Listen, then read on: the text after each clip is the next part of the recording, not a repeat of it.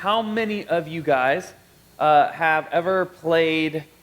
Well, let me just ask this: what's your favorite video game / mobile game that you ever played? Shout it out.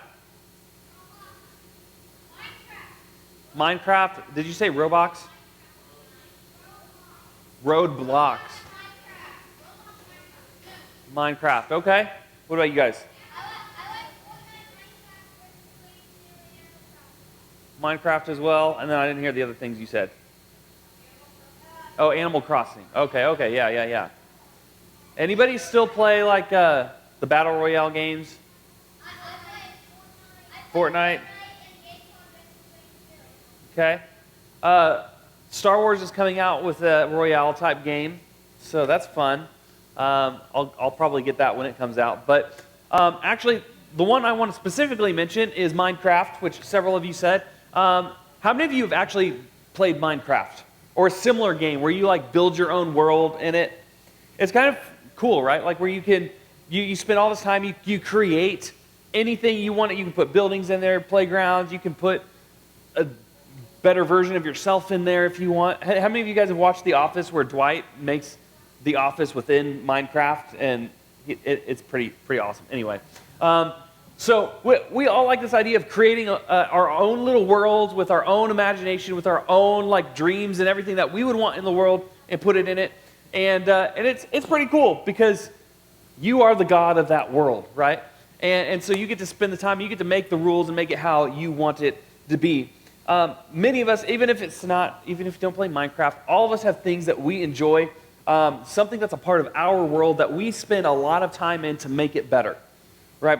When I was your guys' age, this was before smartphones. This was even before iPods that had cameras on them. Okay. This was back in the MP3 days. Anybody like I had a little flash drive that was like a USB port / MP3 player that I would plug it into the ginormous computer tower that I had at my house, and then I could put like 100 songs on it, and then I would have that.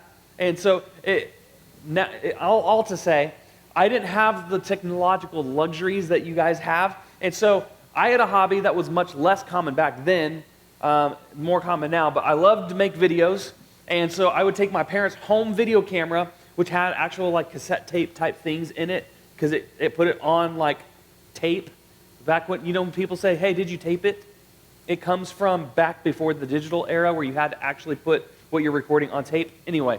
And so I would film home videos, and because, as I already mentioned, a Star Wars game, you guys know, if you've been here any week at all, you know I love Star Wars. So I made a lot of Star Wars movies at my house when I was in middle school. And like the little $20 lightsabers you get from the store that you like you throw open and it slings open, and you make your own sound effects for. Some of them glow, and they still have those, and it's pretty awesome. But I had a neighbor down the street who was in the video production business, and so back then you couldn't just download an update online. You had to buy the next disc whenever an update came out for that software.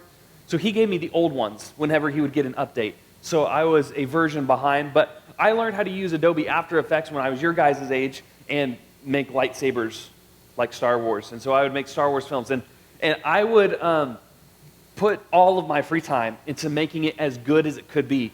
And when you go back and watch them today, they're like, wow, you spent all your time making that? Because that looks like garbage. Because it does look like garbage. Because, well, I was in middle school and our cameras were not as good back then. So, but it was my hobby, and it's what I loved. I put all my time and attention to it because I wanted to make it as good as it could be.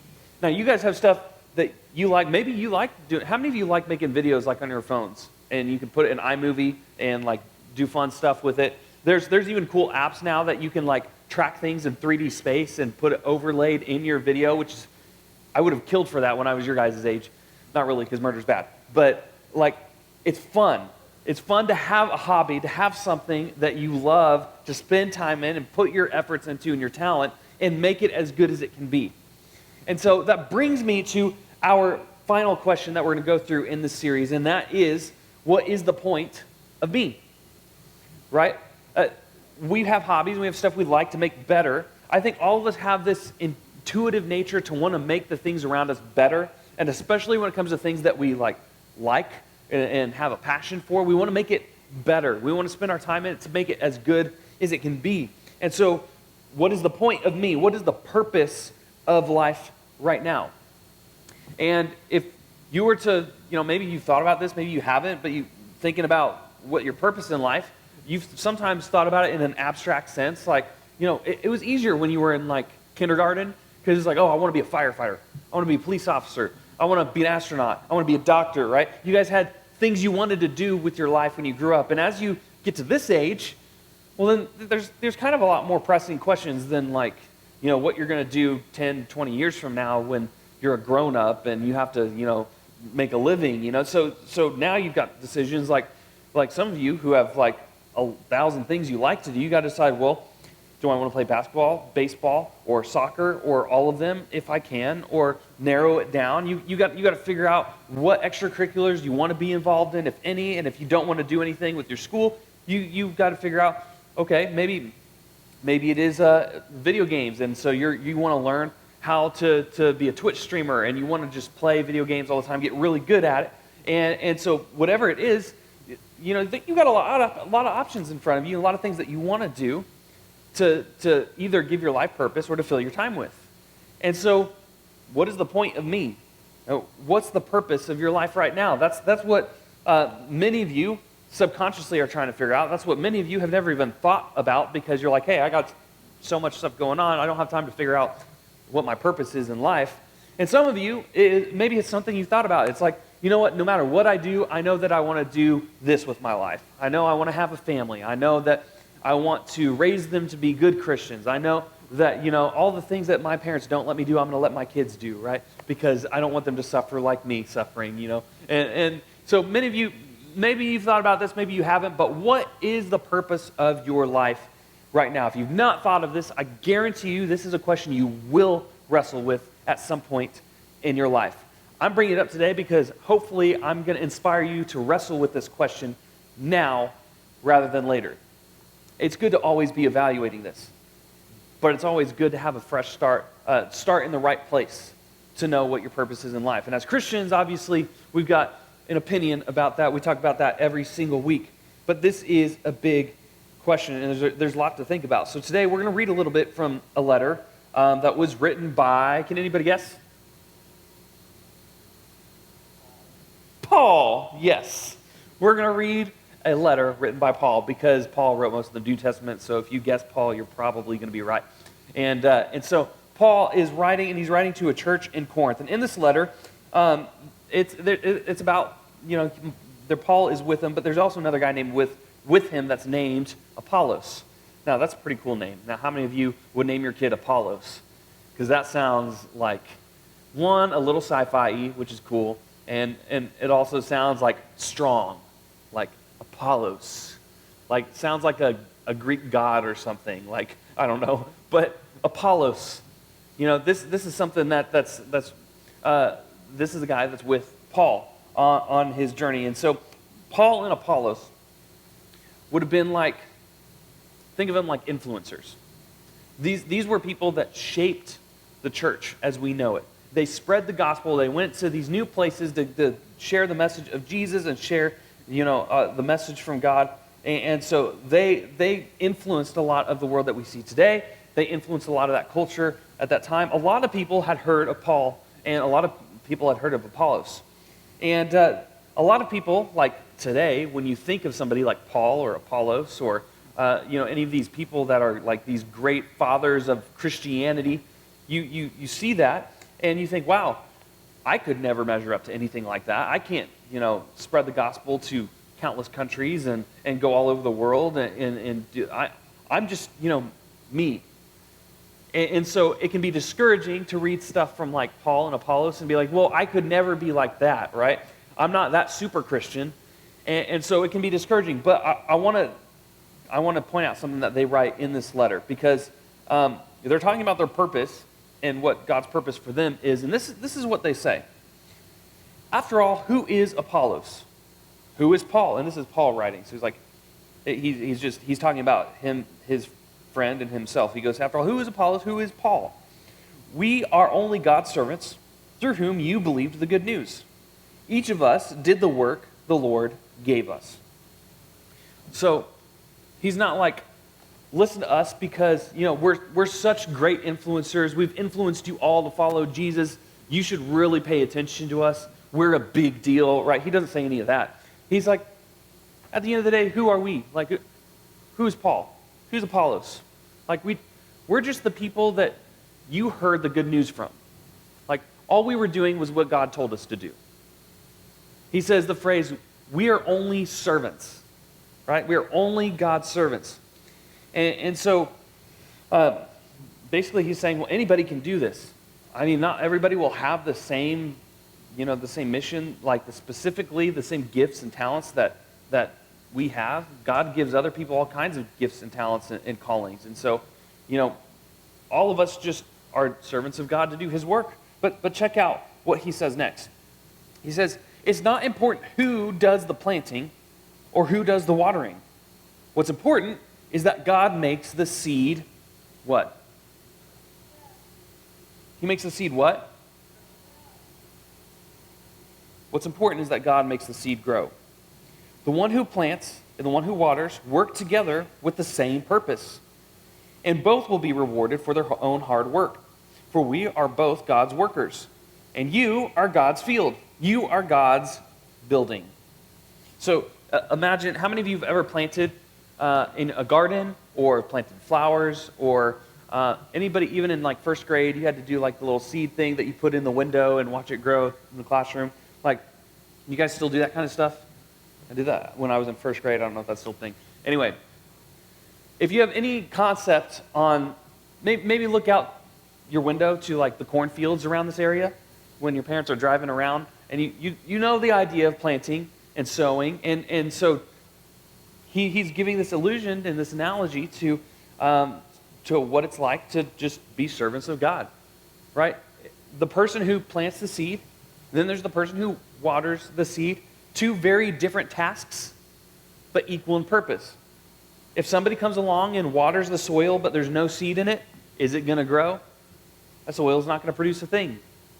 And likewise, if there's a seed there, but nobody comes along and waters it, it's not going to grow because it needs the water to grow. And so our job, whatever your job may be, maybe you're a sower, maybe you're a waterer, right? But whatever your job is, then God makes it grow. God created it this way, and God sometimes intervenes on behalf of the world that we live in to make things grow. And our job when spreading the good news, when being like Paul and Apollos in that way, or when it's just going through our everyday lives as Jesus followers, with our own gifts and abilities and our own talents, with our own callings, we might have different callings, different tasks, but it's all serving the same purpose, to make the seeds of the gospel grow. And as long as we're doing our part, God will make the seed grow. Which is pretty cool. It means nobody's insignificant. Everybody has a role. God has gifted each person with the ability to contribute to the kingdom, which is pretty exciting. And so the bottom line of this message, and when we're talking about purpose and all that kind of stuff, is you matter more than you think. I know many of us, we think, well, like, especially when we talk in church about how God has given you a purpose, and then sometimes it sounds like a lot of pressure. It's like, whoa, what if I get the purpose wrong? What if I mess it up, right? Then how will God use me? And I'm saying, we're just God's servants. We just use what he's given you, and as long as you are faithful in your life, maybe you don't even see the impact that you're making, but God will use you. God will use you in ways that you don't even recognize right now, because you matter more than you think. You matter more than you think, and God did give you specific talents and abilities in order to further his kingdom. And so one thing that I would encourage you guys to do, because how do we apply this in today's life, in 2021? How do you apply this idea that you matter more than you think and being God's servants? How does that look in your everyday life? So first, I would encourage you to start noticing things. Notice if you're talking in a class and somebody gets detention for talking in class, but you don't. Have you ever been there? Where it's like you were talking too, but the teacher didn't see you talking, so they gave detention to the other person? That's happened to me before. And so notice those things. Notice when you don't actually get in trouble when you should. Notice When, when your parents do something because they love you. When your parents serve you in some way. Notice those things. Notice the little things. What responsibilities are on your shoulders? Right? Look at your schedules. Look at all the things that you have to go through and all the things that you have to do. And then I would encourage you to think about how you can join in on the purpose. Join in on when you start noticing all the good things around it, because let's be honest, it's really easy to see all the negative things. How many of you, your first inclination is to complain about something when something's wrong, but we don't stop to think how good something is when something goes right? So first, you got to start noticing the good. And secondly, think about how you can join in with that. How can you join in with being part of the good? By using what God, if you think about your schedule, think about the classes you go to. Think about the extracurriculars you're involved in. Think about the people that are also involved in the same areas that you are involved. And think about how you can serve them. Jesus says, whatever you've done for the least of these, you've also done for me. Meaning that whatever you do for everybody else, it's like you're doing for me. So the people that are around you, how are you engaging with them? How are you spending your time with them? Think about those things, right? And then just be a part of it. Be a part of using whatever gifts you have, using whatever thoughts you have to help those around you. Maybe you're just an encourager. Maybe you don't think you have a real gifting to help people, but you can think of a nice thing to say now and then. What's keeping you from saying it, right? It'll only be weird if you don't ever do it again. But if that just becomes who you are, then people will know you they'll think of you as like an encourager. They'll get good vibes when you pop into their brain. So be that person that helps other people see the good. The reality is you matter more than you think. And so what I want you guys to think about as you're in your small group time, I've got one more video to show you before your small group time. But then after that, the question I want you to wrestle with and the question I want you to think about for your discussion today is, what's one way you think God can use you to make the world better? What's one way that you think God can use you to make the world better? Because you matter more than you think. So I'm going to show you this video, and then you guys will turn into your small groups and you'll finish out your discussion together.